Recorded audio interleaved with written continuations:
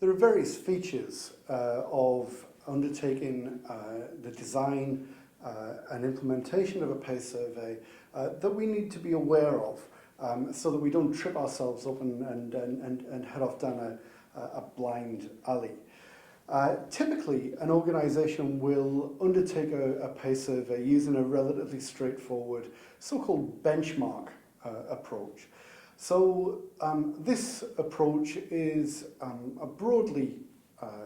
described by the identification of a range of jobs from within your own job structure that represent the range of jobs that they find within that structure. So we want to make sure maybe that we have some jobs that are towards the bottom end of our job structure, some at the top and some in the middle. That we have a good mix of jobs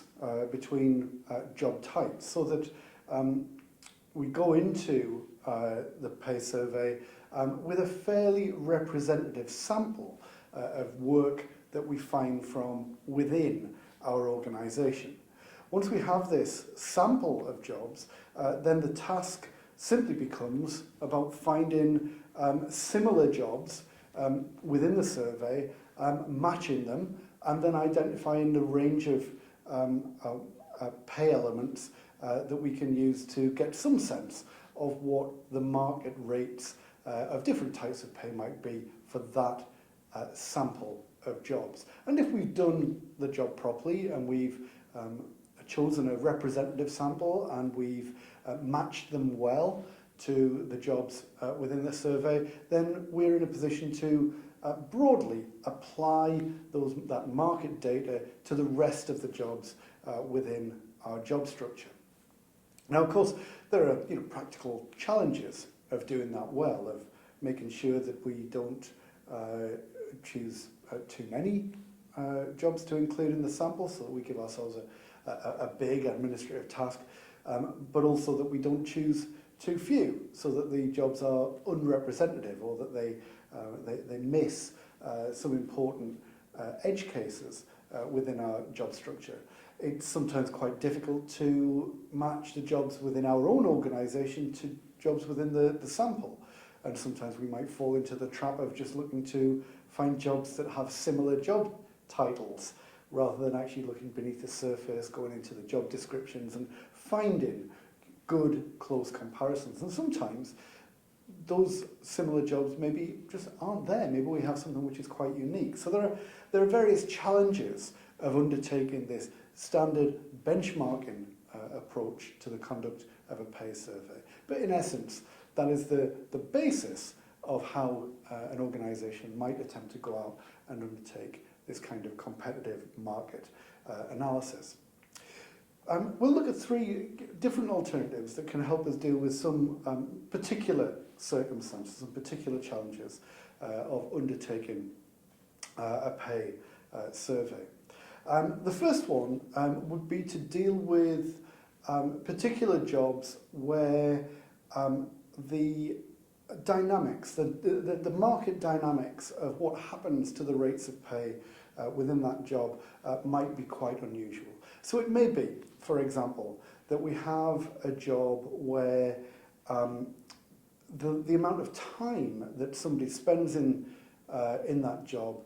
becomes an important factor, and that we end up seeing a very large disparity between somebody who's just entered that career and someone who's really established in that career. And sometimes those differences can be exacerbated by with very different rates of pay available at different ends of the market. So somebody who's in quite a skilled position, a very skilled engineer, say, who will be able to command quite an attractive rate of pay even at the early stages of their career, but as they are really well established, have a very good track record, that they become extremely valuable in the marketplace. And so we need to have a process by which we can track not just the rate for that job, but also to be able to distinguish between the rates of pay at different market positions for different points in that typical person's career within that role. And that's the so-called global approach, where we can track across both of those dimensions. We may also find some difficulties if we've used a skill or a competence-based approach to distinguishing people within our own internal structure, because whilst the matching of job types between our internal job structure and a pay survey can sometimes be challenging, matching across levels of skill can be even more difficult. And there's no really effective way of dealing with this problem, but the so-called low-high approach provides us with a kind of rough and ready approach to approximate the way that we might deal with this. So because of the difficulties of matching all these individual jobs, the approach that we might take would be simply to take the lowest person in our structure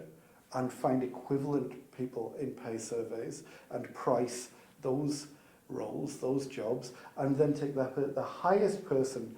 in our skill-based structure and do the same there, and then basically join those points on the graph with a straight line, so that we can approximate a market-based approach that makes sense for this kind of situation. The final edge case will be where we have a job which seems to be quite unique, where we can't find appropriate matches in our pay survey to be able to say, well, that is the job that's like ours. That's similar, so we can price it. And so what we may have to do is to take what we call a market basket approach, whereby we identify the various elements of this unique job within our organisation, that they do certain things which are like these kinds of jobs that we can find in the survey. And then there are other elements of the job that are like these other kinds of roles that we can match to in the survey, and so on and so forth. So we disaggregate all of those elements of our super job, our unique job. We identify about what proportion of their overall work is encapsulated within those elements, and then we market price each element and then apply the percentages so that we get the shares of market value according to how much of those things they actually do in their work. And then maybe we have to apply a premium because of their unique status. So maybe all of those other sub-elements are priceable in the marketplace, but because we don't see all of these things all together, then this person has some additional rarity value. And so we add all of those things together and come up with an overall market value for their particular role, even when they are unique and there's not a single job that we can price them against. When we're conducting the study, then we will be presented with lots of different types of pay information. Typically, a pay survey will, at the very least, provide you with the levels of base pay for the jobs that we've included within our sample. But we may want to go beyond base pay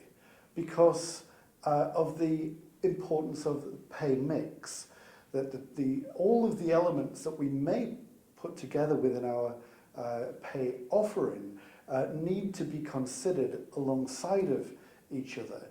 in order to get a really proper understanding of where our offering might be in relation to our competitors in the labour market. So we may also look for, say, a measure of total cash, so the level of base pay plus other bonus or short-term incentive elements, because it may be that some of our competitors might be relatively uncompetitive or relatively mean on base pay, but very generous on bonus or other incentives. And that if we don't want to trip ourselves up by imagining that we can easily be more competitive